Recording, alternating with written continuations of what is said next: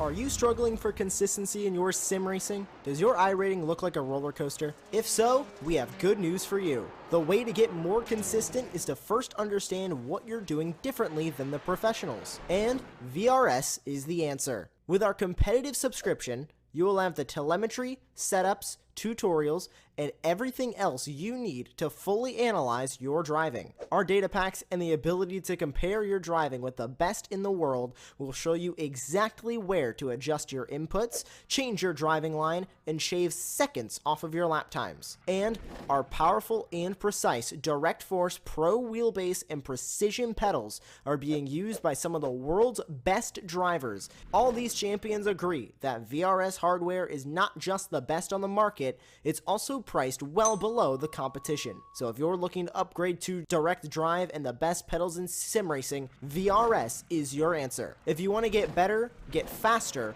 and make it happen sooner rather than later, you owe it to yourself to find out why so many people are switching to VRS. You'll be so glad that you did. Visit www.virtualracingschool.com and learn why the best use VRS.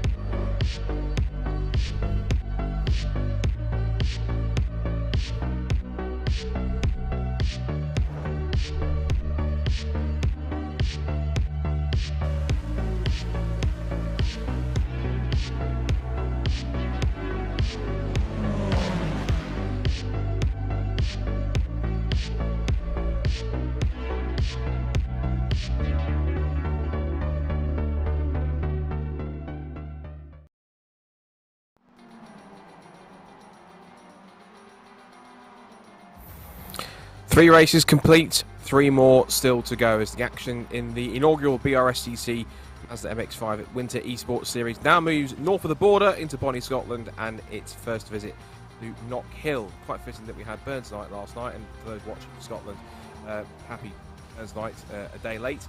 But it is now a quite tight battle at the top of the championship on drop scores. 8 points separate the top three. Now 3 more races around the magnificent mini roller coaster that is the finest circuit in Scotland. Knockhill in 5 awaits the drivers this evening. Good evening, everybody. Scott Woodward and Andy Thompson back on the microphone once again.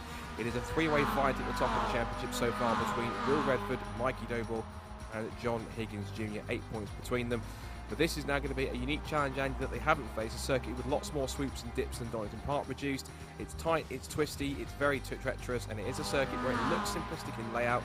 It will bite back if you take liberties, and knowing how tricky the circuit can be, we could see more than one driver falling foul of it tonight.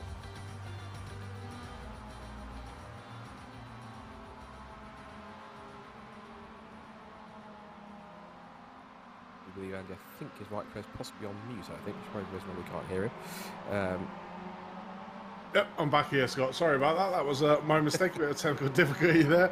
Welcome, Scott. Welcome, viewers. Yeah, Knockhill, the shortest track we've visited out in the series so far. Only 1.26 miles long. Very tight, very undulating, and it's certainly going to be a challenge for the drivers. Not only on them opening couple of laps to get them tyres warmed up that we know take a little bit of time on this Mazda, but also being only 1.6 miles, the front runners will catch the back runners really quick, and it's going to be a tricky test to be able to make sure they get through the field quite easily, and it's going to be certainly a challenge in these 3 15-minute races here tonight, Scott. Looking forward to it. Yeah, particularly with the cars that we have, of course, very slightly nervous but skittish, but still quite entertaining cars to watch, being the Mazda MX-5 Global Cup cars. This is the championship standings after drop scores are taken into account. It's Will Redford who currently leads the way on 304 points ahead of Mikey Doble on 298, and then it's John Higgins on 295 as we head towards the rest of the second half of the season. It's been quite an exciting run so far, all the way through from start to the first 3 meetings that we've had. Plenty of action. The one key driver that's going to want to get back towards winning ways is Will Redford. He hasn't won a race since the second meeting at second race at Silverstone, but he said for the next 4 races on the bounce have had him either just hitting problems, dropping back, having issues getting involved in incidents, which really has hampered his chances. But he's essentially now walking on a tightrope in terms of bad results. He's had all the bad results he can really have. Cannot afford to be missing scores anymore. You can see currently towards the end of the qualifying session here, he is currently on provisional pole at the moment. This is a night, Andy, where he really does need to get himself out of trouble and into winning ways once again if he wants to maintain this championship lead, because he knows the likes of Mikey Doble and John Higgins Jr. are just as strong as him, if not in some cases stronger in some layouts. And also other drivers, as the season goes on, we've seen it, this common theme of drivers getting closer and closer, getting more to grips with the standards set upon these cars and getting nearer towards the front of the field. And that lead group getting bigger and bigger. So Will knows that he might be under a bit more pressure tonight. He has to perform tonight, otherwise he knows the guys immediately behind him in the championship fight are going to take maximum advantage if he slips up even once this evening. Yeah, definitely. We saw out in Oulton Park, Will Redford just literally destroying the field, winning all 3 races quite easily in the end. And since then, we've actually, like you said, seen a bigger group coming up to that front pack and giving Will a lot of challenges. Will had some unfortunate incidents out in a few rounds that really put pay to getting some more wins under his belt. But what it's done in the championship, it's made it super close at the top, as we saw in the points there, which makes it really interesting for our viewers who are watching on YouTube. To be able to obviously root for their top guy, but it's extremely tight, this track. It's extremely undulating. Like you said at the start, one sort of slight mistake on this Knockhill track can really put pay to your whole race event evening. Obviously, we've got 3 15-minute races ahead of us, and it's going to be tricky. Like I said, it's only a short track, so they're going to catch the back markers extremely quick. They probably will catch it within that 15 minutes, and how they navigate the field as well as watching what's happening behind them, it's going to be an interesting race. I mean, it's such a brilliant track and a brilliant car to be on it. You can sort of see with the pictures how much the suspension is having to work on these little Mazdas, but they take it within their stride, and some of the corners are going to be extremely tight. I mean, we've seen there quite a few times, turn 5 and 6, the chicane, how the guys literally try and cut it, but the car bounces left and right. If you can catch that bounce slightly wrong, you can come across here. And certainly this caller here, Taylor's turn number 9, it's going to be ones for them late yeeters just trying to get that extra position. So it's going to be an excellent 3 15-minute races ahead tonight, Scott. Yeah, it definitely is. And the circuit itself, 1.3 miles in length, has existed since 1974. And it's one of those rare circuits in the UK where it hasn't changed very much in terms of layouts and stayed the same. Well, qualifying is complete. We're now starting to load up to our first of 3 races tonight here at Knockhill for the 4th meeting of the Mazda MX-5 Winter Esports Series. The BRSCC, and it's Will Redford where he needs to be to get good points tonight, on pole position alongside key championship rival Mikey Doble, with a good lap at the last to put himself on the front row. Then it's Matt Kendall and Tom Griffiths next on the 2nd row, John Higgins Jr. and Richard Jepp come on row 3, and Steve Robertson, Lee Britton, followed by Joseph Doble and Will Blackwell Chambers, a bit disappointed back in 10th. Jack Noller and John Pethick then come next on the 6th row of the grid, moving back to row 7 with another one of John Higgins and Richard Woodson on row 7. It's Chris Etheridge and Harry England next, and Jason Greatrex and Jim Barrett, and Callum Greatrex and Matt Goddard, Richard Woodson, I think, is that another one? I think possibly. James Riley, and then Aidan Edgar, who's back once again, Huel Rosenthal, and that rounds out the 24 cars we have on the grid. So, limited field size for tonight, 24 cars, given it is a smaller circuit. And Will Redford starting on the inside of the front row of the grid, on the left hand side, the white, black and green machine with Mikey Doble in the two-tone blue and white car. It's last year's Nankang Tyre BMW Compact Cup champion and Genesis GT5 champion as well. There's Tom Griffiths, who is one of a few drivers that's signed himself back up for the MX-5 Super Cup this year. Registrations have opened for the BRSCC 2023 season, but we'll talk about that later, because now the time is for action. 15 minutes for the first time tonight. Meeting number 4 of the Winter Esports Series for the BRSCC at Knockhill. The lights are out and we are underway in Scotland. It's a strong start from pole from Will Redford. He's got Mikey Doble pulling up alongside him on the outside line, and Matt Kendall in the white car in the middle of the shot. He's slotting into 3rd, in towards the first corner for the first time, down Leslie's and up towards Scotsman corner for the first time. Redford defending the inside line, Doble's getting through, and somehow, miraculously, fingers crossed, they've all got through the first couple of the corners at the moment, just about unscathed. That might be the curse to commentate for a second, but we'll wait and see how the rest of the first lap plays out. So Redford leads it then. It's then Doble in 2nd place, Kendall 3rd, Griffiths 4th, John Higgins in 5th position, followed by Jepp in 6th, Doble 7th, Joseph Doble in 8th position. More spins going around. I did speak too soon. I think one of the cars looks like it's Richard Lee Britton's involved in that. He never gets too much luck in these races. We've got Joseph Doble here going the wheel to wheel with both Jack Noller and Will Butler Chambers as the Taylor's hairpin for the first time. This is already a scrap that's going on over 8th, 9th and 10th as they come out of Taylor's hairpin, up the hill and over the crest to end the first lap. Redford leads it from Doble and Kendall, from Griffiths, Higgins, Jepp, Roberts, Doble and Noller and Blackwell Chambers. Not everyone got through that first lap unscathed, but so far it seems to be Redford in control, Doble giving chase and everyone else scrapping over positions behind. Yeah, we see Rostal and Riley there, one in the pit and one out at the moment, probably taking a toe back. But that relatively quite quiet first lap. I mean, from the position gains all the way out, we've seen Jack Noller taking a little bit of a bump coming around the turn number 3, I think it was, with McIntyre as he comes back on in a very close place there. To be able to, but Griffiths in the background just getting it off course, so it's a couple of drivers here lost 3 places there by that slight little mistake. And like you were saying at the start there, Scott, you know, one little mistake in a course like this, you lose quite a few positions out on track. It's all about momentum with a circuit like this. It's Tom Griffiths who has slipped back a little bit, and he's now back into 7th place and trying to keep himself ahead of the cars that are chasing up. This is a look back from John Higgins in car number in good form position, being chased by Richard Jepp, the man who was behind the wheel of the Student Motorsport winning car within the City Car Cup last year. And of course, his team, which has now been rebranded from Met Motorsport to Northbrook College, is now being represented once again for this season to defend their title from 2023. But this is quite a different car compared to the little 7 they've had. Redford's off the road. Will Redford cannot get a break in this series so far. His run of misfortune continues to mistake exiting the chicane and the run towards Clark Corner. But once again, Redford hitting stride. What does he have to do at this point to get some luck? That's the 5th race in a row that he's gone through without making it with trouble, mistake free. He's back down to what looks to be 5th position, under threat from the likes of Griffiths and Doble behind. He really is finding it difficult out there. Here's the replay. Let's see what happened. Yeah, just coming up to the chicane, didn't take too much corner here. Exactly like I said, a little bit too much corner. Car got unbalanced and literally lost it at the top of the chicane there. So, like you said, it's a little bit of unfortunate again for Will Redford. Currently in P9 again, he's got it all to do. Currently got about 12 minutes left of this first race to lose. Hopefully make some few positions up, but that'll be some more valuable points that I've lost in the championship here at Knockhill in this first race. So it'll also make the rest of the 2 races that we do have a little bit more difficult if Redford can't get further up. Because looking at the timing tower, they're not big gains like we have been seeing in other track. Very difficult track to make them passive moves on. So it's going to be hard work from now on for Will Redford to try and get up. But what this does do, it gives Mikey Doble a real good opportunity. He's currently leading out this race. We're at half a second from Kendall.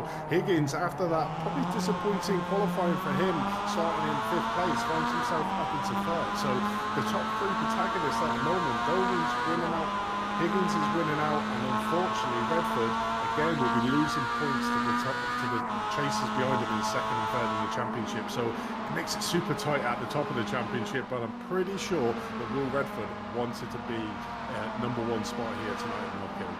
Yeah, good work to pick himself back up through the order. This is Richard Woodman now in the yellow car centre shot, having a battle with Harwood. That's now Richard Harwood up the inside. Through he goes. And off the road this time has gone John Higgins. Just as we speak about him being up to 3rd, dropped down to what is now much further down the order. He's now down to about 14th or so. So that's the other Higgins in the field. So there's 2 of them in this order. So as they come out of the chicane, another mistake made for him. So he's having to recover, pick up a few more places. Doble still leads the way at the front of the field by just under half a second as they come up through Park Curve. We watch this battle with them recovering.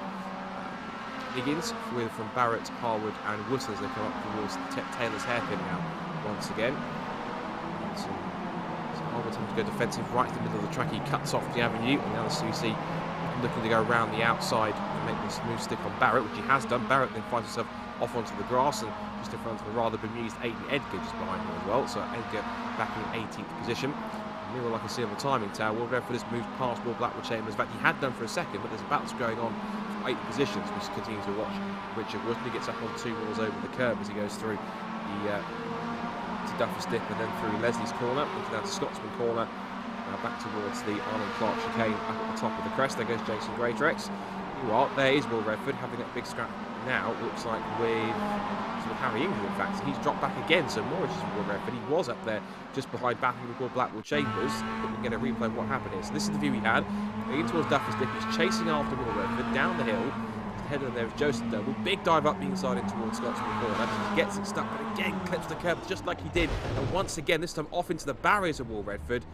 What does this man need to do after his success early on to get a break in this series? I think the problem is now he's trying too hard to make that position. He knows he's in a fight for the championship here, and basically making little mistakes there. He probably went for a bit of a lunge there coming into McIntyre into turn number 3. Wasn't really on, and then just completely lost it on the exit of that corner. Lost a couple more positions, so going the wrong way down the field is Will Redford. But back at the front, Mikey Doble under a bit of pressure here from Matt Kendall here. John Higgins is on the back, so there's a bit of a train of about 5 cars here for the lead as we watch Doble going defensive on the inside here into Taylor's coming out of attendance.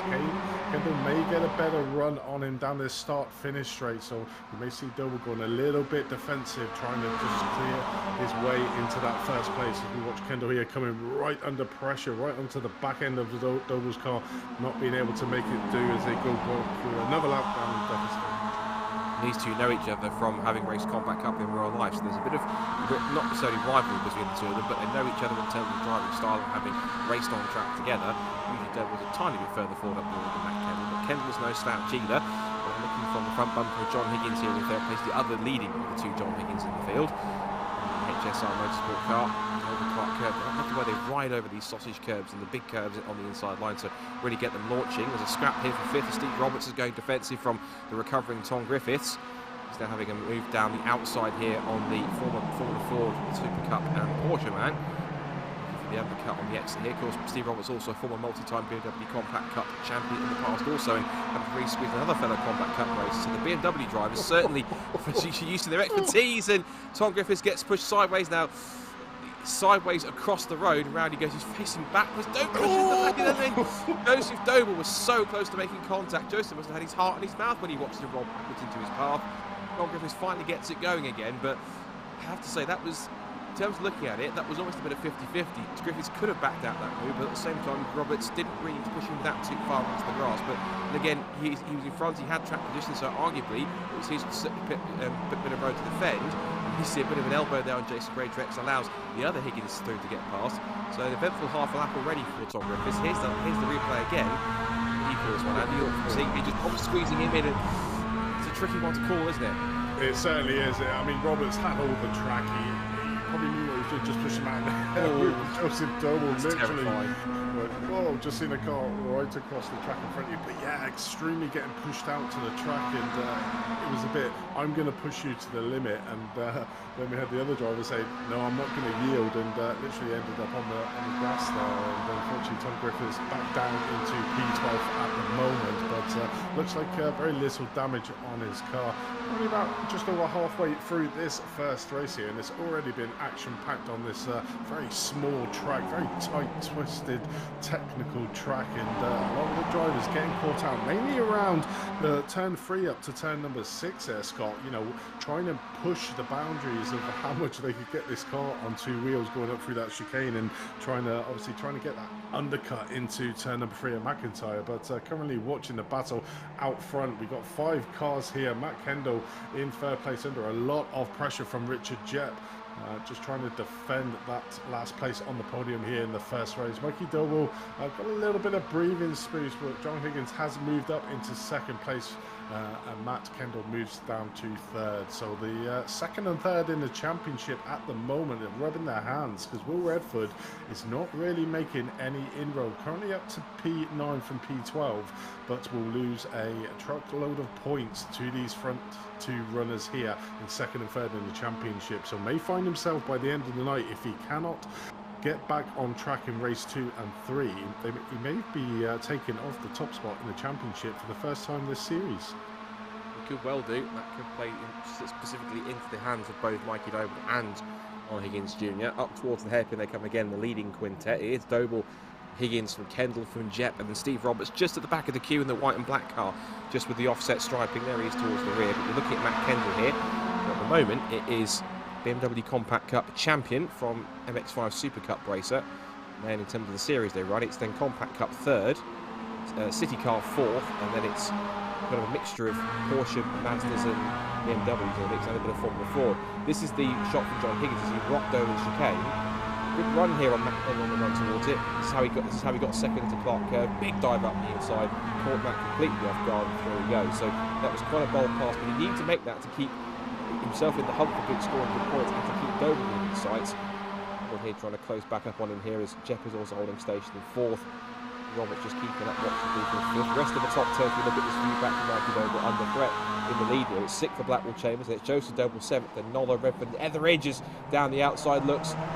John Higgins Jr. down the outside line. He might really hit the stick here because he had a good run, had really good grip round the outside line. He's putting himself, he's edging closer and closer alongside Mikey Doble. Now, he'll be a brave man if he tries to move down the outside in towards Duffer's Dip. They lean on each other up towards the right-hander. Very tricky breakers then. Last of the late breakers. Doble's got the trap positioning. Head puts 2 wheels up onto the curb. 3 Leslie's at the bottom of the hill. And now into Scotsman who are the right-hander. Jepp, meanwhile, is all over the rear bumper of Kendall with Roberts getting involved. It's getting pretty spicy with just less than 3.5 minutes to go in this first race of the evening at Knockhill as the top 5 rock over the chicane back towards Clark Curve.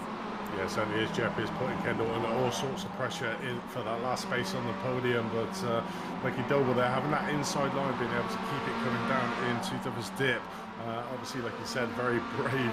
If Higgins tried to make a move on the outside, would have been pushed out coming through turn number 2 there. So decided to back out. And I think that's how you've got to play it in this track. You've really got to put it on the line to gain positions, as we saw with Higgins passing Kendall a couple of replays ago. You know, you've got to be brave and really committed to try and making them passing moves, because it's an extremely hard track to get them passing moves done in a nice, clean manner. So you've really got to put it all on the line here. But currently watching the front runners again, and Mikey Doble coming under a lot more pressure from Jack Higgins.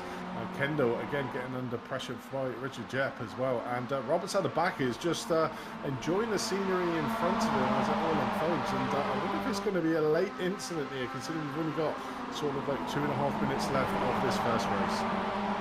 I'm sure the person who doesn't want to be involved in any kind of incident is Mikey Doble, but he might not have a choice here because he's now got John Higgins Jr. pushing himself alongside. He gets his nose in front, but again, stuck on the outside line. Doble knows he has track position, and watch out for Matt Kendall in the white car behind in 3rd place, and the yellow car with the navy blue rear end. That's Richard Jepp in 4th position.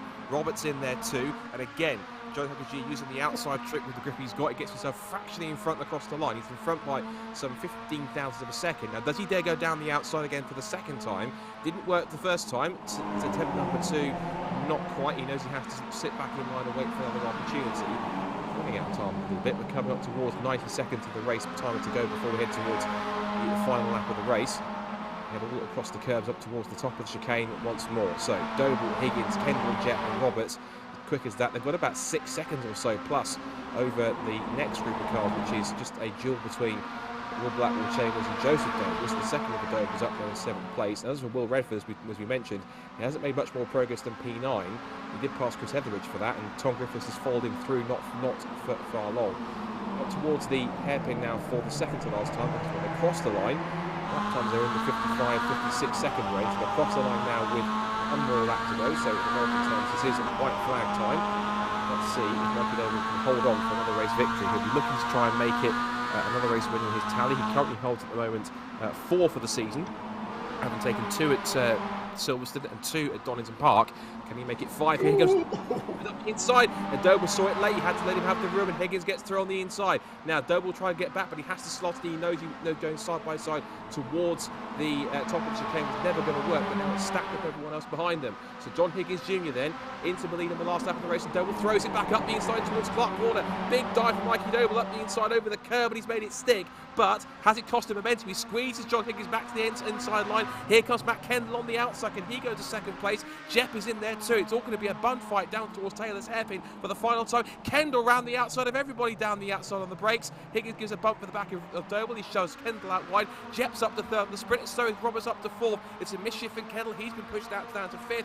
But on the run to the checkered flag, Mikey Doble wins a very entertaining first race of the evening at Knockhill. It's 2nd for John Higgins, 3rd for Richard Jepp, 4th for Roberts, and 5th for Kendall. The top 5 covered by less than 1 second at the checkered flag. Exceptional stuff in that last couple of laps. Yeah, I think Mikey Doble, whatever you can do, I can do better there. Obviously, John Higgins getting the best of him coming around turn 3, catching Doble sort of sleeping a little bit. And Mikey Doble was like, do you know what, I've got to put it all on the line here. Made an excellent move. Like we previously saw another driver into turn number 7, Clark, managed to get the move stuck and still managing to keep the win. So I'd imagine John Higgins was like, yes, finally got past Mikey Doble, but then Mikey just came straight back at him within a couple of corners. What a great race. But obviously Kendall, that last corner corner, tried that outside move around to turn number 9 in Taylor's, literally lost all his momentum, and that's what we've been saying about these MX-5 cars. You lose the momentum in this car. He was fighting for that 3rd place, and then all of a sudden got pushed down to 5th place because he lost all his speed on the exit of turn number 9. But what a great front race for the first 15 minutes. Will Redford literally leading the race. A couple of incidents there in the back, ended up down in P9th. So really good points there for Mikey Doble and John Higgins. Yes, indeed. I think we saw a brief moment there of Blackpool Chambers and Joseph Doble trying to make a switch for 6th position. But this is essentially the result for race number 1 that sets the grid for race number 2, which they're lining up already. So Mikey Doble took the victory in race number 1, but only just from John Higgins in 2nd place. Then it's Richard Jepp and Steve Roberts in the 2nd row of the grid from Matt Kendall and Will Blackpool Chambers. Then it's Joseph Doble and Jack Noller on the 4th row from Will Redford, who's got some work to do once again from 9th on the grid. Then Tom Griffiths rounds out the top 10. Hopefully he's calmed himself down after that spin, after making contact, being pushed on the grass by Steve Roberts. It's Chris Etheridge and John Higgins in 12th position. It's John Higgins Jr. up on the front row of the grid. But it's Richard Harwood and Jason Greatrex on the 7th row of the grid from Harry England and Richard Wootton. Lee Britton and Matt Gallagher then come next. And the rest of the field lines up for race number 2 of the evening. Doble looking for the double, but can John Higgins Jr. or anyone else try and depose him? Find out. We're underway for race number 2 in the Winter Esports Series event at Knockhill tonight. And once more, it's Doble back to the racing line, to the outside, on down towards the right-hander at Duffus Dip. But it's Doble who'll get the whole shot. He leads in towards turn 1 over the curbs. It's as you were at the end of that first race, to the top 6 all line astern. Trying to make an early dive down the outside of Jack Norris and turning towards the Scotsman corner for the very first time. And it's contact in the back. Jason Greatrex is involved in that. Let's see if the other car that got involved in that. I think it might well have been Harry England in the 333 possibly. Yeah, it was Harry England in the 333, so he's had trouble. He's supposed to get going again. So both Harry and Jason once again recovering after a first lap incident. Meanwhile, the leaders are back through Railway, Clark Bend, or Taylor's Bend up towards the hairpin. Now under brakes to see if anyone can try to pose him. And there goes Steve Roberts. The shoes died up the side. I thought he wasn't going to stop and go straight to the side of John Higgins Jr. He does get it anchored up, but it compromises his run off the hairpin at the end of lap number 1. So he tried to go second for a moment, didn't work out, and now Matt Kendall gets his revenge by managing to out-drag him across the line. So it's Doble that leads, Higgins second from Jepp, Kendall and Roberts at the end of the lap. Will Chambers in 6th. Top 6 trying to break away here, with Doble in prime position, while Redford only up 1 spot from the start in 8th. I mean, how did he stop that car? I just thought it was an Exocet missile coming in to turn number 9 there in Taylor's. I literally thought he was just going to take half the field out there. Somehow managed to get that car stopped. I think it's, oh no, got a spinner, Richard Jepp spinning his car there.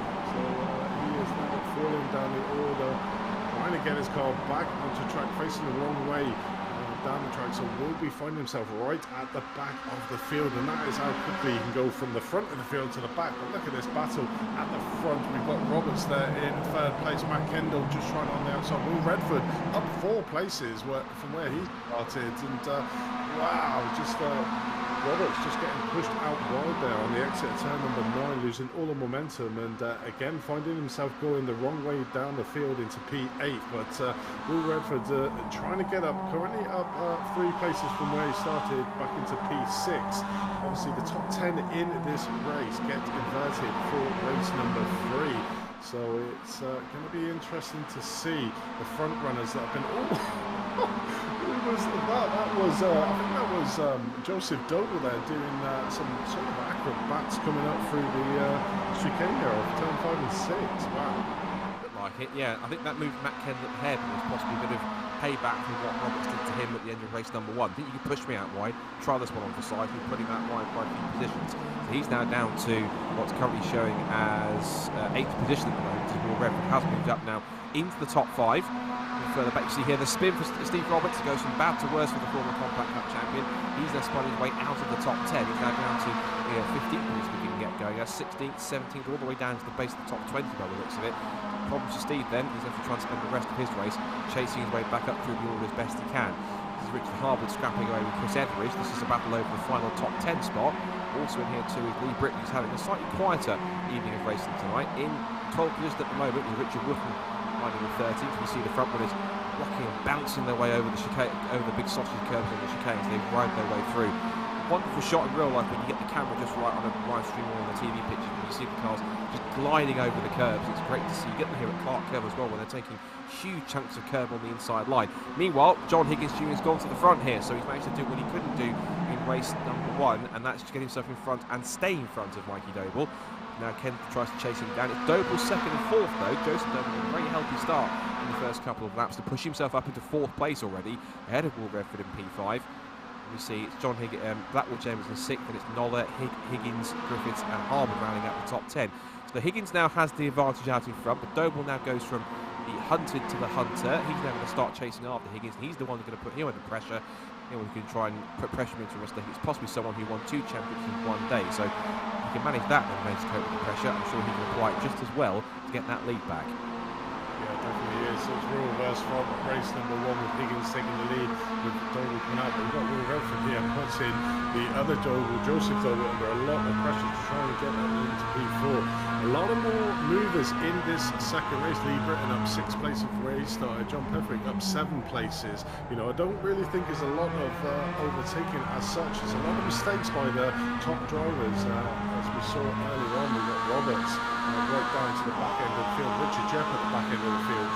We've just seen a little bit more mistakes here in the second race as they're all vying for them top positions. But at the moment, John Higgins is still leading the race. Mikey Doble trying to chase him down. I'm pretty sure John Higgins will be closing off Clark Corner, but I think they're now starting to gain and catch up on some back markers, I believe. So it's going to be interesting times. John Higgins there in the front of the race. Currently, Michael Doble. Kendo at the moment still keeping with him, but these top 3 are slightly pulling away from the rest of the field, but I'm pretty sure Will Redford will try and close down that gap. But just saw there at the bottom of the screen a back marker that might come into play. I'll do anything about Richard Jepp, I think, is recovering after his spin earlier on. Matt Kendall, meanwhile, has the fastest lap of the race. Meanwhile, further back, this is John Higgins scrapping with Tom Griffiths into the hairpin. Higgins makes the move and maintains 8th position. Doesn't get the best traction on the exit, and now gives Griffiths the chance to squeeze in front. And I think the difference between the last time we tried this is that he's not being squeezed right to the edge of the road. You get some clear run out towards Duffus Dip. The move is going to be complete here for Tom Griffiths. Up the inside, we've got the onboard shot here looking forwards at that battle we've just been talking about from Richard Harwood. Now we see there Griffiths tries to make that move. He kind of half-heartedly went up the inside. Love tap as he goes past. Thank you very much. Out of the way. Richard Harwood takes full advantage and squeezes past and takes full advantage of the mistake there from Higgins as he comes through. So Redford, meanwhile, he's sitting pretty good at that time. His fastest lap of the race is held by Matt Kendall on a 50. Well, it's a 55.37 last time by. So Will Redford is pushing hard now to try and close this gap down. He's about a couple of tenths quicker than everyone else. So towards the head, he goes to try and get himself onto a podium pace. He knows he has to try and get himself as close as possible to Joe Mikey Doble, if not ahead of him, to try and minimise the damage from race number 1. This here, just behind it, is the battle going on for 5th, 6th and 7th. So Joseph Doble, Jack Nola and Will Blackwell Chambers over the crest to start another lap. So Doble's looking in good form here tonight, both of them. They're also getting the mix of it here as they're trying to hold on. One's trying to defend positions, the other one's trying to attack to get his lead back. They certainly are. You know, you've got these little pods again forming in this second race. We're currently watching the battle for 5th, 6th and 7th with Joseph Doble, Jack Nola and Will Blackwell Chambers just trying to get the positions at that all over the back there of Nola. Nola been a bit quiet this race. We saw him earlier on in the season right at the front end of the grid, but certainly having a quiet race at the moment. Currently holding that reverse grid pole is John Higgins there in 10th place, but does have Lee Britton behind him for a little bit of company, and Lee probably relish the chance of being at the front of one of these grids. One of the drivers has not really had a lot of luck in this series, but is only 1 place off that reverse grid pole as we look back to the 5th place between Joseph Doble, Jack Nola and Will Blackwood Chambers, and going side by side again here down to Duffus Dip, and that is a great move on the outside there of Jack Nola being able to take them. Spoke too soon. Yeah, it's Joseph Doble lost it on the exit, and I think Will Blackwell Chambers in that case to go a bit of a helping hand from Tom Griffiths inadvertently. I don't think Tom intended to make any kind of contact. He just found that Will Blackwell Chambers got a little loose, and that was it. Now, meanwhile, this is Matt Kendall ahead of Mikey Doble. So there's been a change not just for the lead, but the second place. And look at Will Redford. He really has closed up onto the back of these two, scrapping over 2nd and 3rd. He might make it 3 abreast down towards the hairpin now once again. Under brakes. Looks like Kendall will try and hold on to 2nd, but Doble's back up the inside. And look at Redford getting superb traction on the X. He's going to try and push himself alongside, try and get himself into a podium place as quickly as possible. Over the crest they go, past Jason Greatrex, who's had 1 or 2 issues tonight in terms of this second race after his early collision. There in front there is John Higgins Jr. trying to pick up another race win throughout the season. He's taken a couple so far this season, but you see Will Redford cannot be any closer. Absolutely sort of welded onto the rear bumper of Matt Kendall as he thumps over the curb through the Scotsman corner. Now he just comes over the crest through Butchers, through the Arnold Clark chicane, rocking over the curbs and hammering that suspension as they come back towards Clark once again at the end of another lap. We're past half distance, 6 minutes left to go. And still, John Higgins Jr. now has a 1.6 second lead there ahead of Doble, Kendall and Redford, so they're covered by about half a second. So that's where the action really is. We see here Richard Harbour's up to 8th. He's 6th place. He's just ahead of the other Higgins in the field. This is Higgins, Griffin scrapping over 7th. Everywhere you look in the top 10, there are battles all to be had for positions, particularly those that are scrapping over points in vital positions in the championship. Yeah, 100%. John Higgins at the moment got a 1.7 gap over Mikey Doble. Mikey Doble was really watching his rear with Matt Kendall putting him under all sorts of pressure, which has enabled Will Redford to get onto the back of them as well. So it's going to be super tight. But currently watching the battle out here for P7, Lee Britton, John Higgins there in P8, just trying to put him under a little bit of pressure. Richard Harwood has just been racing his drivers quite nicely there. But let's have a look back at Will Redford here going on to another lap.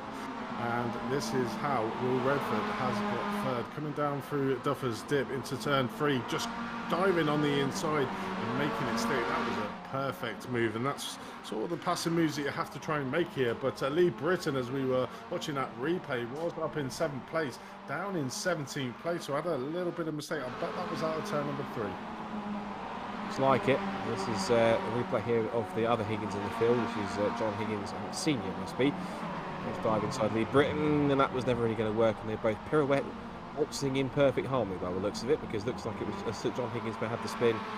Britton carried on, but didn't spin so much, so he's trying to make his way back up the order now, down in 17th position. Hasn't got long to go to make that happen. He'll try and climb up as best he can. This is further back in the field here, further up from where Lee Britton is. This is Blackwood Chambers battling with Pethick, Thridge and Wootton in towards the right-hander at Duffer's Dip. It's now through Leslie's and Scotsman corner for another time. We're coming up towards under 5 minutes to go in this second race. Remember, it's the top 10 gets reversed in this one. So at the moment, it looks like it is going to be Chris Etheridge, who is currently on that reverse grid pole, wide there from Richard Wood in the background. Meanwhile, this is the quartet still fighting over the lead. This is now the gap that's come down from what was 1.6 seconds. It's down by about half a tenth or so half a second out of Higgins' lead from Doble and Co. He's got Redford for company. He's probably the last person who wants to be sat right behind him applying pressure. And Matt Kendall in fourth. But of course, remember, Mikey Doble can really handle pressure, and he had to defend his position in the finale of the GT5 challenge to win the title. He had to employ all those tactics again last time out at Donington Park, when he held back the tide and just about held on for as long as he could. Now the rest of the pack is heading its way down towards the Dip again. This is further back for Tom Griffiths, who is recovering after his mistakes, and into 12th ahead of the other Higgins in the field, and got Matt Garvey in there too, as well as Steve Roberts. So those two, after their early mishaps, have also tried to pick their way back up the order, but kind of mired a little bit in the midfield so far as we come towards the closing stages. Definitely is. I mean, we just saw there, John Pethick has an excellent second race, up 13 positions from where he started, finds himself in P9. If he manages to keep that position, it'll be in second place for this third race. Like we said, the top 10 get inverted. You can see how close Pethick, Etheridge and Wootton, I think it is, although it's David W. Is that Will Redford? No, that was a back marker that got sideways exiting the corner right in front of him. That was James Riley in the 19 car. I think the leaders must have had their hearts in their mouths watching that one, because James Riley had a spin right in front of the leaders and still having difficulty getting back on the circuit now. And let's look at the replay of that to see if we can see exactly how that worked out. So James Riley there, just in the background of the leaders coming a cropper. So Riley comes in towards the right hand at Scotsman corner, just runs deep, gets over the gravel. Let's see how close he was to making contact. Oh, that's too close for comfort. That really is. Redford actually went across the gravel to try and avoid that. He lost a couple of car mates. Very lucky for neither of the top four to get caught up in that. And I think James Riley must be the luckiest of all not to get collected. He has made it got it going again, back in 22nd position, but I think everyone involved in this leading quartet of cars are incredibly fortunate not to get caught up in anything unnecessary. So Blackwood Chambers battling with Pethick, with Joseph Doble just ahead of him. This is 7th, 8th, 9th and 10th backwards. More cars stacking up behind them as they come towards over the crest for another lap. Minute and a half to go in this second race. There's Aidan Edgar back in 19th position. He's got James Barrett, number 18, coming far behind him. Richard Jep trying to make his way up, as is also Lee Britton. And Steve Roberts back in 16th place after he had that early mishap and spin a couple of times. He got put onto the grass and had a spin at the hairpin. So the successful of races for him thus far. But as we kind of work our way through the field upwards, because everyone's kind of settled in now and kind of residing a little bit mostly for where they're going to finish in this order. But might still be quite tight at the front. We've still got the top three covered by less than a second. So could well change within the last couple of laps. Yeah, you said that lead that John Higgins had at the front has massively come down now. You can see it's less, about 0.2 of a second. Mikey Doble is right behind John Higgins, so it's going to be a really big battle now in this closing stages in race number 2. Pretty much a role reversal from race number 1, where we had Mikey Doble at the front and John Higgins at the front of the race here in race number 2. So Mikey Doble is going to have to try and get it done, and I'm pretty sure John Higgins will try and close off Clark, where we saw Doble make that move on the final lap in the final couple of corners. But it's close enough certainly to be tight here. Will Redford just about a second off, but he's made a really good recovery considering where he started in this second race. So I believe this is the last lap. John Higgins just racing for the line here, and will get no, he has another lap here, so he's still got to try and get this done here. Probably around about a second of the difference there from finishing the race or not, but John Higgins could not slow down because he does have Mikey Doble all over the back of him. Will Redford just off there, not really making up a lot of time, so it's between these two who will take the race win in race 2. Will it be Mikey Doble getting a double race win, or will John Higgins be able to hold off Mikey Doble? A little bit of a mistake there coming out of turn number 4, coming up through the chicane here on there. I do not think that Mikey Doble is going to be able to keep this done, so this could possibly be a first win here tonight for John Higgins. So 1-1 in the races, but these two drivers will be 9th and 10th here for the third race, so it's going to be interesting to see. They've been at the front of the field for the first two. The third race, they are going to be mid-pack, so they're going to have to try and deal with that. But John Higgins comes up here to the line. Great race for John Higgins, gets a race win in race number 2. Mikey Doble in second place. Will Redford up 6 places from where he started, finishes in 3rd, and Matt Kendall finishes in 4th. John Higgins, I think that flag that he didn't want to see was the white flag with him there. This is Tom Griffiths trying to go down the outside of Chris Etheridge here if he can. A sprint to the line. Etheridge might just beat Griffiths here. This is actually the scrap for who gets onto with the reverse grid pole. It's going to be a drag race to the line. It's going to be Etheridge or Griffiths who got it. Etheridge only just got it. Griffiths will have to start 11th. Etheridge then will be the one on reverse grid pole. The C1 Racing Club driver going to be starting from P1 for race number 3, and I'm sure he'll be quite delighted with that. He'll have John Pethick alongside him on the front row on that reverse grid pole. Then it will be Will Blackwood Chambers and Joseph Doble. Meanwhile, it is going to be John Higgins Jr. who picked up that victory in race number 2 from Mikey Doble in second place. Then Redford and Kendall on the 4th row of the grid together. Of course, then Noller and Harwood on row number 3. So we head out of the second race. We've got this short little session now to kind of make sure we can set and sort out the grid. Our third race. I think we'll be able to give you the results in a moment once we have to sort out some of the background admin in order to make sure people are where they should be. So here are the results for race number 2 then. So it is a victory for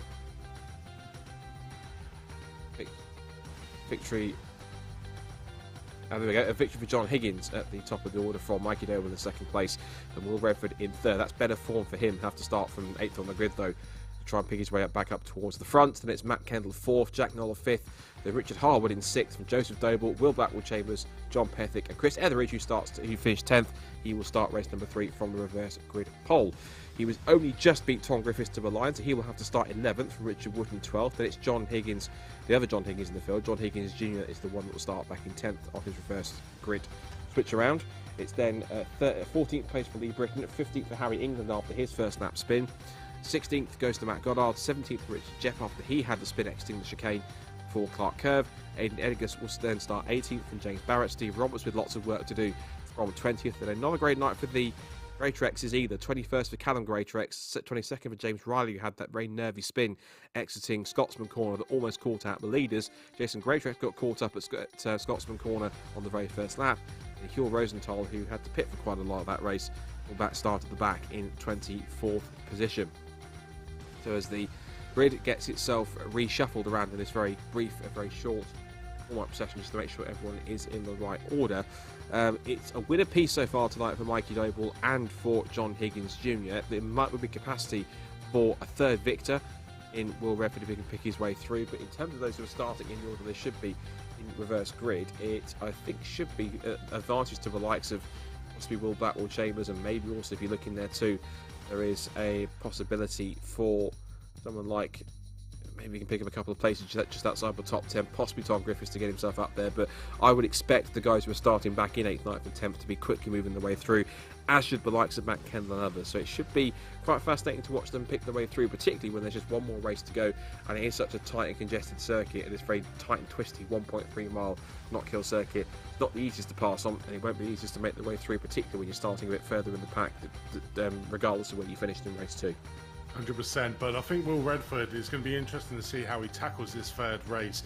You know, we've seen him in the previous, when he's been back in this position, he takes his time and tries to methodically get through the field, but I think he can ill afford to do that in this third race. I think he needs to put it all on the line to try and get ahead, to try and get a couple of spaces between John Higgins there and Mikey Doble, to try and recoup some of the points he lost in that first race. We may see a different Will Redford out here in the third race, but it's good to see some new drivers on the front end of the grid. It just shows the progression that the guys are making here on iRacing in this MX-5 from where we started out in Oldham Park. Guys really getting used now to these cars, how they handle, and we're now seeing more of the back runners coming up to the front and able to get onto the pole position here in race number 3 at Knockhill. And it's going to be interesting to see. We saw Pefik having a really good charge, getting up 13 places in that second race, which gave him the opportunity to get to the front end of the grid in this third race. So really riding the high is Pefik, and he might be an outside chance if he can get a good start, get away from the chasers behind him and get a big enough lead. We might see a brand new winner here in round 3 at Knockhill. It's a definite possibility, given that this circuit doesn't make it easy to pass. They will certainly try and take advantage as much as they can.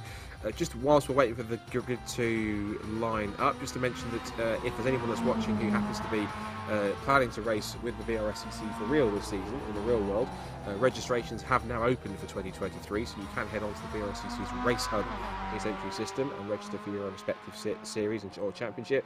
The response genuinely in the first 3 days has been absolutely phenomenal. I think we've had, it must be about over 180, 190 registrations in terms of drivers across the board, all the different championships and series that are open.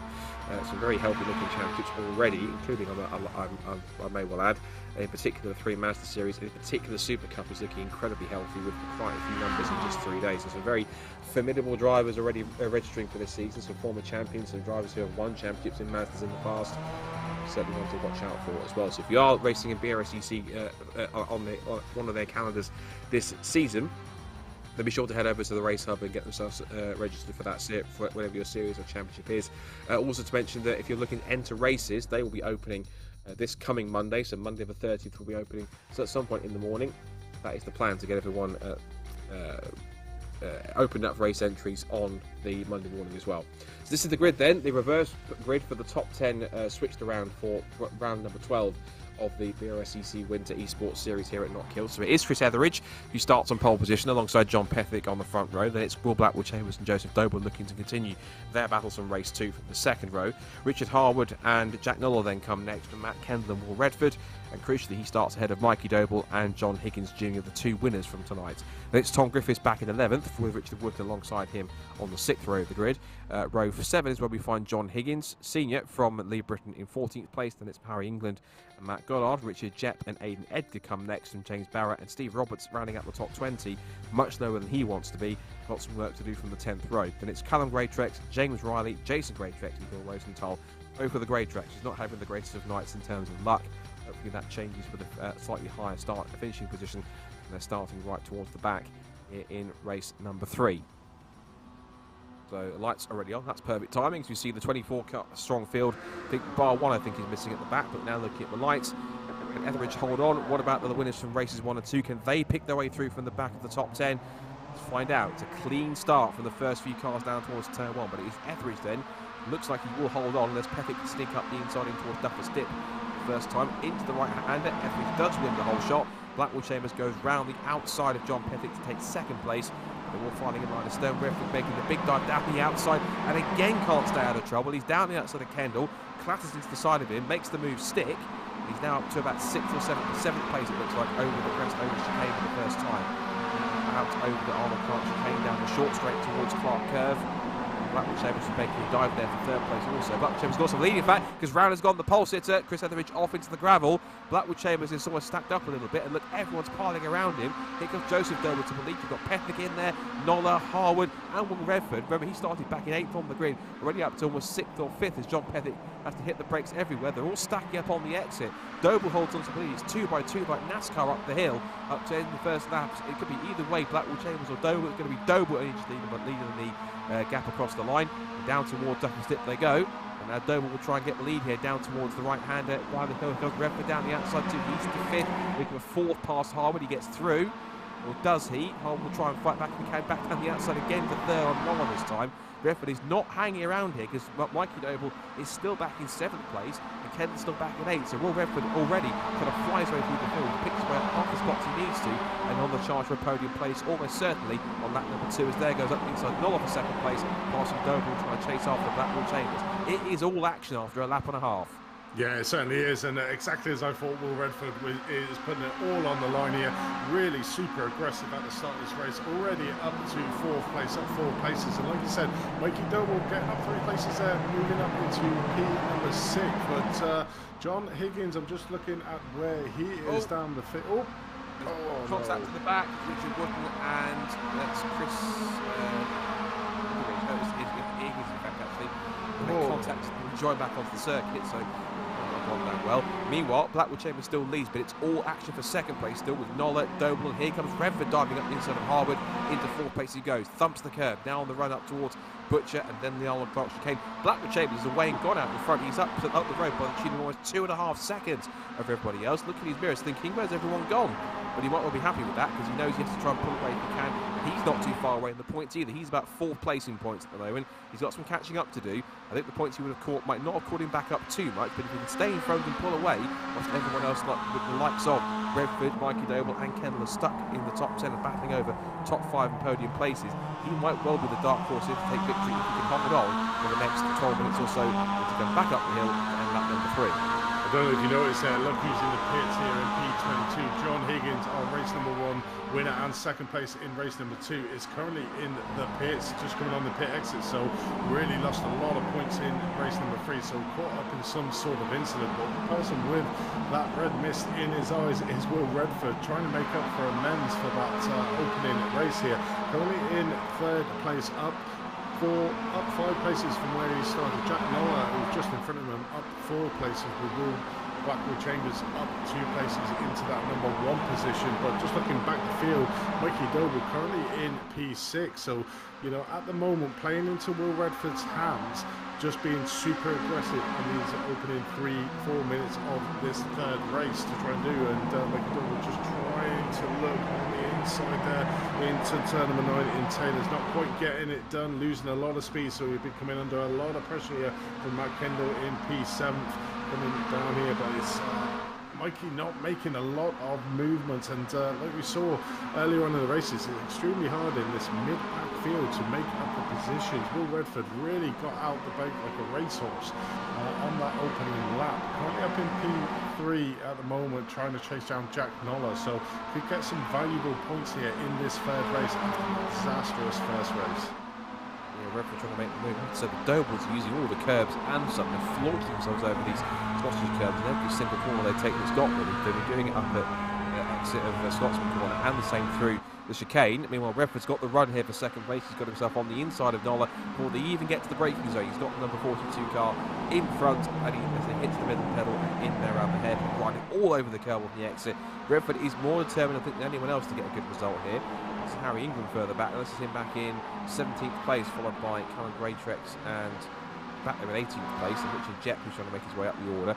Meanwhile, this is just a scraps going on between Lee Brisson and Tom Griffiths, with a sort of dancing around John Pethick in front of him there, trying to pick his line towards Duffers Dippers. Griffiths again launched himself over the curb. It can be one of those moves where if you really go for it and hit the car just the sweet spot, you can get it just right. One miscalculation over the curb, it can send the car sideways or getting all out of shape as they come across the crest. Chambers has now got a 0.7 lead. So a slowdown penalty for Jack Noller. In fact, Jack Noller has a slowdown, which means he was in third place. He has to try and possibly he'll have to let a few more cars pass in order to try and serve that one. And there's contact further back as Rick Harwood goes across the nose of Matt Kendall. Off goes the 28 car into the tyres. It wasn't a heavy contact into the wall, but he managed to get it round and he lost several places. And I thought he was going to drive straight into the pole for Jason Greatrex there, but thankfully he saw him coming and rejoined in 12th position. So let's just see if we can see a replay of that. It looks as though, from what I saw of that, Kendall got the good run. Maybe Harwood was so focused battling with Mikey Doble, he didn't really realise that Kendall was right there. The spotter might have told him he was there, but that's a tricky one to call, that one, Andy. I'm not sure which way to go with that. It looks to me, not to be too diplomatic, like it was more 50-50. Yeah, I would put it. I'll certainly put it down to 50. But look at Will Chambers doing off-road racing. What that has done is just let Will Redford just catch right up to the back of him. Mikey Doble's moved up to 4th place, so his brother in front, Joseph Doble, might give him a helping hand. But towards the end of this race, to mitigate the points that Will Redford will try to gain back here, as Will Redford goes down into turn number 9 and relatively easy pace. And I think you're exactly right. He's really got the bit between his teeth, Will Redford, here in the third race, coming up from 8th on the grid, and in short time has got the race lead in this third race. Will Chambers will be putting them under a little bit of pressure to try and get that position right, but I just think he's just got a lot of pace and a lot to prove to himself, really, Will Redford, in this third race. As we look further back, Lee Britton still having a good battle with John Perfect starting second on this third race, coming down into P9 after his great race 2, and there's someone else in the background coming off round turn number 3. So a lot of war of attrition in this third race. A lot of the drivers putting everything on the line, and like you said, Scott, you know, it's such fine margins to get the corners spot on, or if you take it a little bit too much, that's when the car can get spun out. Yeah, particularly with these slightly nervy MX-5s that can obviously be a little bit unpredictable at times, as we know. Now just past half distance. It feels like he's gone along a bit. Only just past the half distance mark in this race. And Will Redford, even though he leads by half a second, he's not getting away terribly that much from the Blackwell Chambers. The Doble was to switch around, so Joseph is now slotted in behind Mikey. So Mikey now up at the P3. Might be slightly strategical, given that he knows that Mikey Doble is up there battling for the championship. So I wonder, now that he's been released, he's now going to start to chase after these top two if they get in amongst it, because they're not pulling away from each other or have that much of a gap through there. Although Redford does carry quite a bit of speed through the chicane, and actually gained about a tenth or so just in that corner alone. So I think that Redford might not have a good run. He was a little wide over the gravel. It looks to me as if he's got an opportunity to extend that gap even more. Mikey Doble still third from Joseph Doble in 4th, and it's Kendall in 5th, Noller 6th. Griffiths, Britton, Pethick and Steve Roberts rounding out the top 10. So Roberts is actually he's had a pretty good run up the order. He started 20th, remember. He's up 10 spots in half the race into 10th position. Further back here, that was James Barrett who was having a scrap there, I think, with, I don't know exactly who it was. Yeah, it's a back mark, it looks like. This is the other John Higgins in the field cast. This is John Higgins who won race number 2, so he's having to pick his way through from 19th. And there was Matt Goddard there for a second as we head towards the hairpin again. There is Harry England in 16th place. He's one already Fiesta Junior representative in the field. This is Etheridge, who had the reverse grid pole, starting way further back. Harwood after his contact with Kendall earlier on, and Richard Jepp, who hasn't really recovered all that much, or been able to recover that much after his spin right here at the end of the second race. Further up the order, Steve Roberts there holding on to 10th. John Pethick there is now holding station here in 9th, but it's all actually in front of them, because whilst the top two are really pulling away, Mikey Doble leads the rest of the pack in Mary Dance for third place. It's Mikey Doble third from Joseph Doble, then Matt Kendall, then Noller, Griffiths and Britton in that order. So we've got third down to 8th all over each other. There goes Lee Britton up the inside of Kendall. If he can make it stick, he's very close. Griffiths has got the outside grip and hold onto the place. So coming up towards third of the race left to go, 10 minutes almost done. It looks as though Redford and Blackwell Chambers have got that half-second gap, and they look pretty evenly matched at the front, Andy. They're not pulling away from each other, although I say that it takes a tenth and a half out of Blackwell Chambers, but Blackwell's not getting away too much. He's keeping them in sight. He looks to be strong at some points of the circuit, whilst Redford has the advantage at others. Yeah, it certainly does. Those two are getting away from the field. Currently still watching this battle for third all the way down to 8th position. What watching Tom Griffiths in 7th place, Lee Britton at the back, just trying to get that place back, really fighting hard, but it's only those clear between this group of cars. Currently looking further back, Jason Griffith up P12 at the moment, up 11 places, so obviously starting this race at the back of the grid. Didn't have a good opening 2 races, but seems to be having quite a good third race, up 11 places from where he starts, but Griffith in 14th place, pretty much a disastrous third race, down 13 places from where he started, and it's probably a little bit of pressure as well, you know, being on the front of the grid, never been there before. It adds that little bit of pressure, and some people thrive in it, or other people unfortunately sort of buckle, and it looks like Chris is buckled under the pressure, currently finds himself down into P14th, but watching this battle again at the top half of the field. We're watching Jack Miller in P7, Tom Chris and Matt Kendall, Joseph Doble, Mikey Doble in that top 3rd position at the moment, but it's probably good for Mikey at the moment. Does have sort of rear guard from his brother, I think it's his brother, and I'm sure you correct me if I'm wrong there, in 4th place, Joseph Doble, so does have that feeling behind that nobody's going to sort of yeet him into a corner, so he's able to try and put the hammer down to try and bridge the gap to these front 2 runners that we're currently back joined with Will Redford. I think he's fighting with himself now, just basically saying to himself, do you know what, let me finish this racing first, let me get my confidence back, because it seems to be hit in the last couple of rounds, and that's been able for like Mikey Doble to be able to catch back up to him in the championship. So he needs to sort of have his stable ground again. But looking back here from Joseph Doble, under a lot of pressure from Matt Kendall, and literally see the inside here into turn number 9 of Matt Kendall's MX-5 there, so putting under all sorts of pressure. You just see how close it is from Joseph Doble in 4th all the way down to Jack Noller in 7th, so a super close race in the air in the mid-pack. It looks as though, and what would help with Will Redford was that mistake from Will Blackman Chambers just exiting the chicane on the run towards Clark Corner.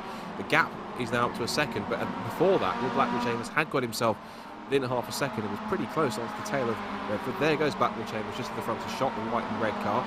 He's been chased by the 2 Dobles as they come over the chicane. Absolutely right. It looks like the gap is pretty substantial. It's up to 2 seconds now between Redford and Blackwood Chambers now, so another mistake, another mishap from either Blackwood Chambers or just Redford picking his way through the traffic that quickly. He's really helped him out. Blackwood Chambers, for whatever reason, has lost a heck of a lot of time on this snap alone. He's there coming under the pressure from Mikey Noble.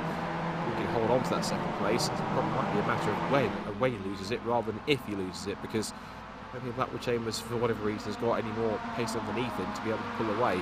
Joseph Doble also coming under threat, so whilst one Doble is going on the attack, the other one going on the defensive, inside line held against Kendall, who's now looking to try and make a move that others have done around the outside. He's confident enough to try and give it a go, but not silly enough to try and go side by side in a situation that might end up in contact and both cars hitting trouble. Now they come over the crest now for another lap once again over the chicane. Like Joseph Doble's got one relatively in control to see Mikey and everything getting in front. I think that Mikey getting about a lap and a bit or so to try and make this one stick. If not, we'll have to another day and look at the next ones at Brands Hatch. We can try and make it stick. Yeah, he's certainly going to get some decent points here. We'll obviously a first, second, and third if it ends up as it is. But Will Blackwood Chambers, he's almost like fallen off a cliff. Like you mentioned a couple of laps earlier, he was about half a second behind Will Redford. Now he's 2.2 seconds into the clutches of Mikey Doble, and Will Redford was probably thinking, "Come with me, Will Blackwood Chambers. I don't want you to let Mikey Doble through to 2nd place.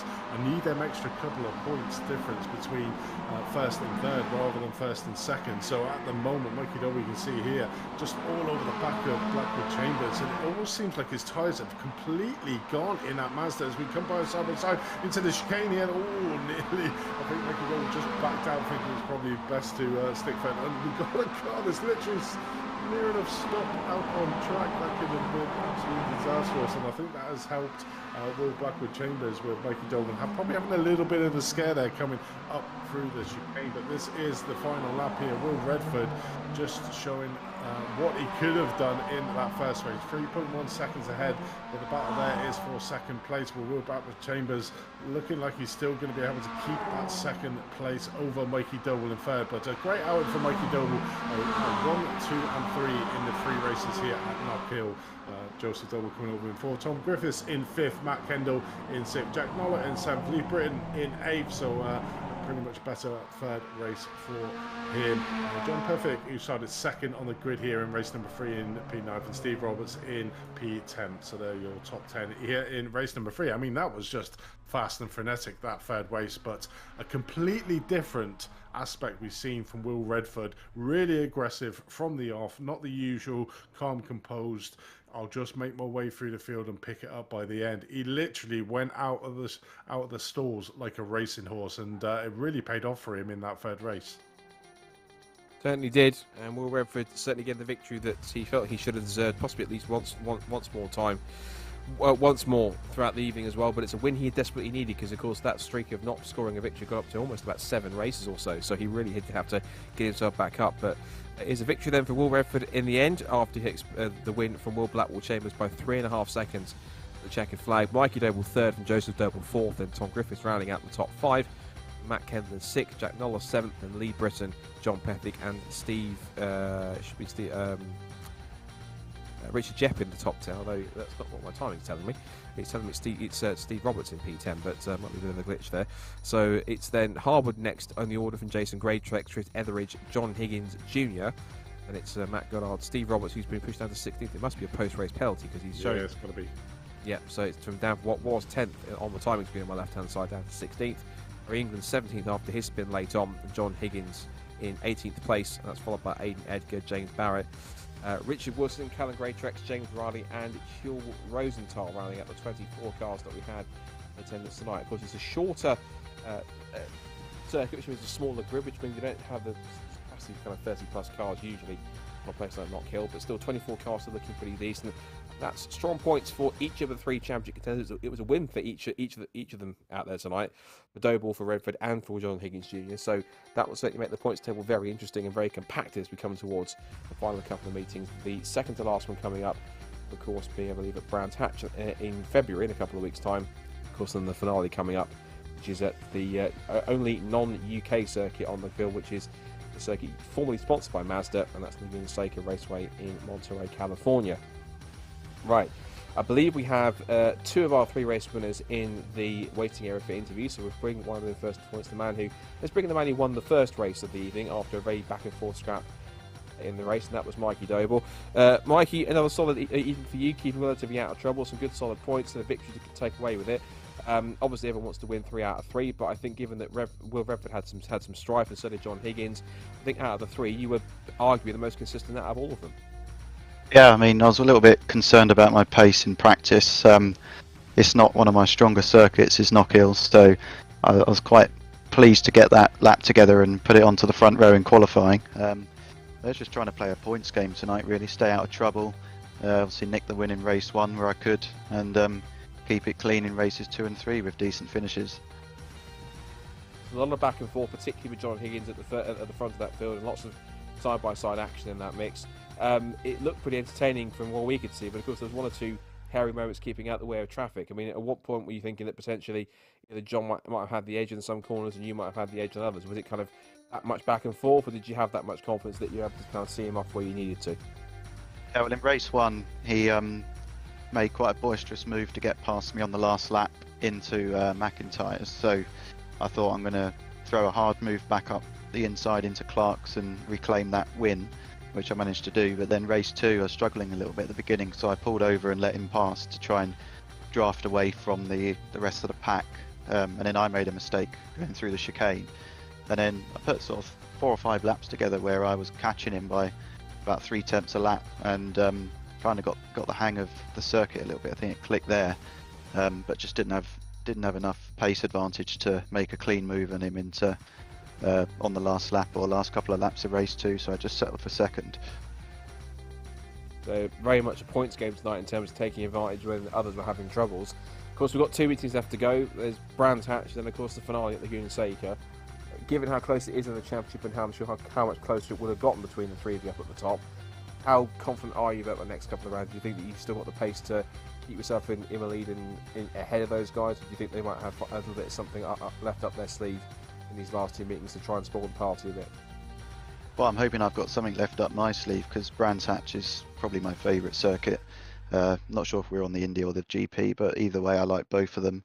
And also Laguna Seca is a track I typically go well round in official iRacing. So I'm looking forward to the last couple of rounds. I was glad to get this round out the way. It's a bit of a bogey track, but yeah, going into Brands and Laguna Seca, I think it's definitely all to play for, and I think the championship's going to be super close.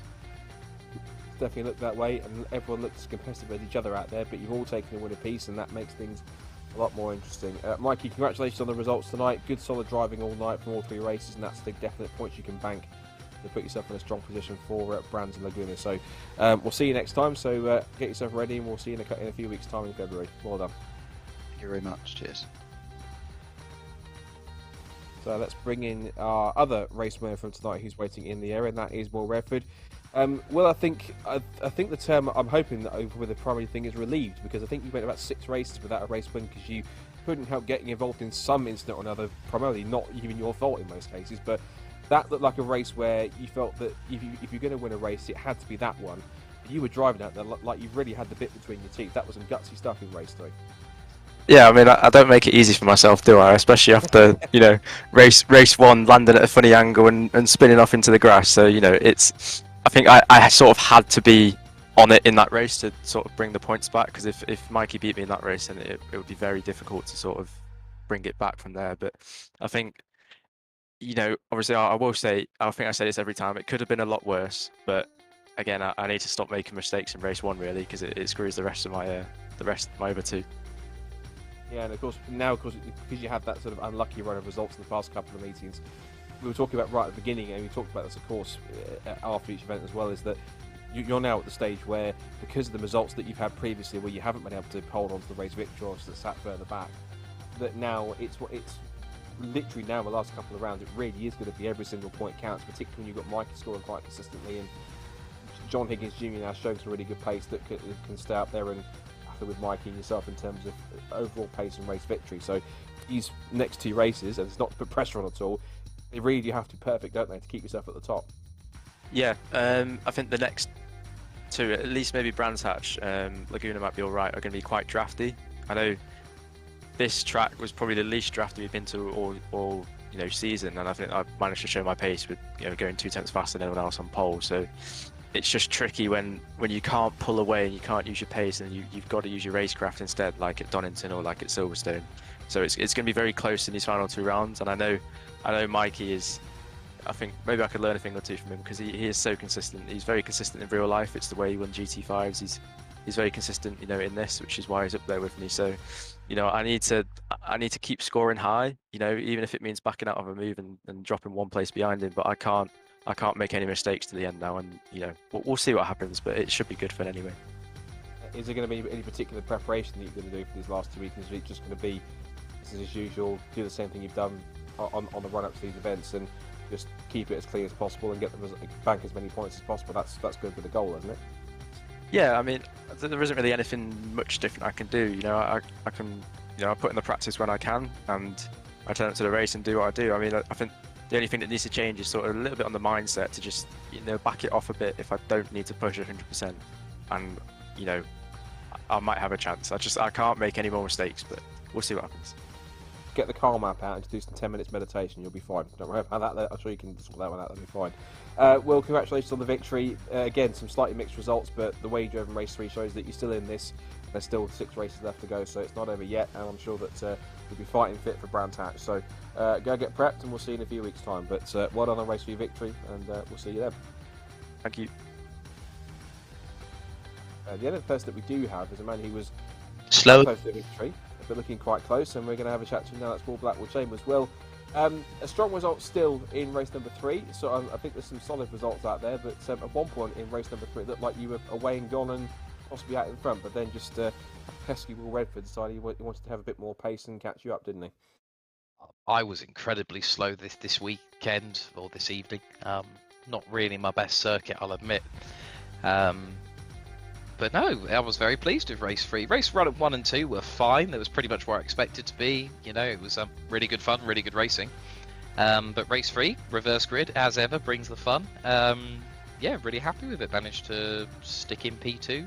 You know, when I saw Will Redford coming, I knew there was no hope to stay in front. But, you know, slot in behind, use the slipstream and learn where he's doing things better than I am, and worked out. Got P2. Really happy with that.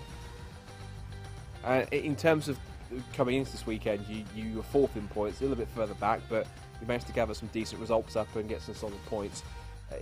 Going to the last 2 meetings now, Brands Hatch and Laguna Seca coming up. Laguna Seca is going to be arguably, undoubtedly, the unknown for everybody, because it's not a circuit which most people will have, if not any person, would have actually driven anything outside of the sim. So Brands Hatch might be a bit more sort of suited to those who go quite well around it in real life, but how you anticipate the last 2 meetings going, Brands is going to be quite a frantic one.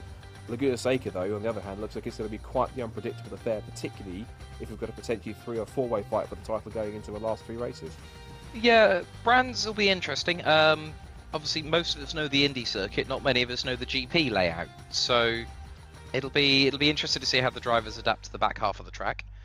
But you know, definitely looking forward to it. It's a great circuit. So yeah, really looking forward to being around there. And then Laguna, yeah, I really enjoy it, and I've always done well enough around it. It depends how much the other drivers have done it. So I think Laguna will be a great circuit. You know, it used to be it used to be Mazda's track over in the US, so that's why we've picked it. But you know, the corkscrew is such a fun circuit to go around, so it should make some good racing. And just a very brief one I'll mention as well is that we can talk a little bit about, obviously, real world plans for 2023, of course. I believe that, as we're seeing on the screen right now, you are going to carry the number 1 in Super Cup again this year, as you think you said you were looking to do. I've seen the registrations coming in the first 3 days. There's some very formidable names in already, and we're already past 30 for the season in 3 days. So I think it's safe to say, isn't it, that given the competition we've had here, given the competition we had last year as well, I think you're in for a tough one this year, mate. Oh yeah, I can't wait. Yeah, I know some of the people that are signing up, but it's going to be a long year. It's going to be tough. That's one way you can put it, I suppose. It's going to be very competitive, and a lot of former champions in Mazda, shall we say, to put one term in there, and very competitive drivers on that list. So, but that's in a couple of months at Silverstone. We've still got Brands and Laguna Seca to go. But well done on tonight. Brands Hatch GP coming up next. That should be pretty interesting, and I imagine that you'll be on it as much as possible to try and get it amongst the top 3. So well done, and we'll see you then. Perfect. Cheers for that. Have a good one. Great stuff. That's conclusion then from round number 4, or race weekend number 4 for the BRSCC Winter Esports Series. 2 more still to go, and it is Brands Hatch on the full Grand Prix circuit coming up in a couple of weeks' time, so be sure to tune in for that. And any just some last thoughts from yourself? I just thought it was Sorry, I just thought it was interesting there listening to Will Redford. It was almost like he was fighting with himself, really disappointed. He knows he's got the pace, you know, he just makes them little silly mistakes. And certainly in race 1, if you make the mistake in race 1, it really makes it hard for the rest of us. So it's interesting to hear his commentary or his interview in the first race in Alton Park. And then you fast forward to now, and there's a distinct sort of note change in his voice of how he's going to approach this. He's very much battling with himself at the moment. We know he's got the speed, we know he's got the pace, but at the moment he seems to be battling with himself. Whereas Mikey Doble, like you said, constantly putting in the results, being able to get a 1-2-3 here, even though it's not his favourite dirt round in Knockhill. It's all about the consistency of getting the battling in. So really tricky track, but some 3 great races ahead of us that we've just witnessed at Knockhill. And we've got, like you say, Brands Hatch, a great track, GP track layout. A little bit drafty, like Will said, so it's going to be interesting to see what happens there. But Laguna Seca, I think, is the dark horse in the series, and that could be a really firecracker. But I'm really looking forward to it. But another great 3 rounds ahead of us, and look forward to seeing probably a new person on the top of the roster going into Brands Hatch as well. So all to look forward to for the next round, mate. Potentially, that is the case. It's been quite an eventful evening tonight, but as we say, each of the men in the top 3 in the championship standings coming into this evening's racing does take a win each. Now they carry it to the final 2 races. Brands Hatch and Laguna Seca now wait to see who will win first ever BRSCC esports competition, the BRSCC Winter Esports Trophy, but that'll come up in a couple of weeks' time at Brands Hatch. Thanks to those who've been watching and subscribing and getting involved. Remember, if you're a real-world BRSCC racer, Champion Series registrations are open now if you go to racehub.brscc.co.uk.